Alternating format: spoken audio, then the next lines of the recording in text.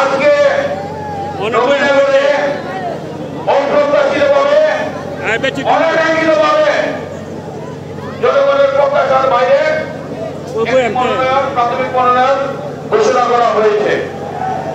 এই মনোনয়নে আমরা রিভিউ চাই। সবাই হাত দিয়ে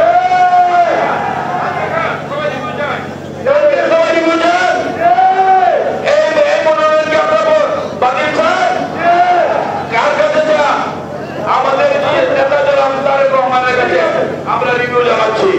সেই রিভিউ জানানোর জন্য আর ওনার কিছু উত্তরপূর্ণ বক্তব্যের জন্য আমরা এখানে সমবেত হই।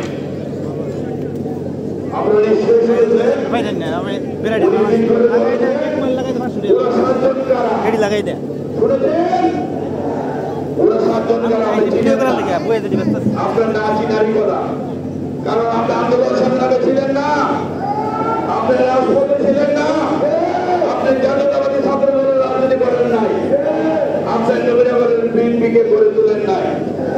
জনাব তকদির হোসেন মোহাম্মদ জসিম ঢাকা বিশ্ববিদ্যালয়ের সোনালী পল্টন 1996 সালে ধানের শীষের মনোনয়ন হয়েছিল। জনাব তকদির হোসেন মোহাম্মদ জসিমকে আপনি চিনেন না। 90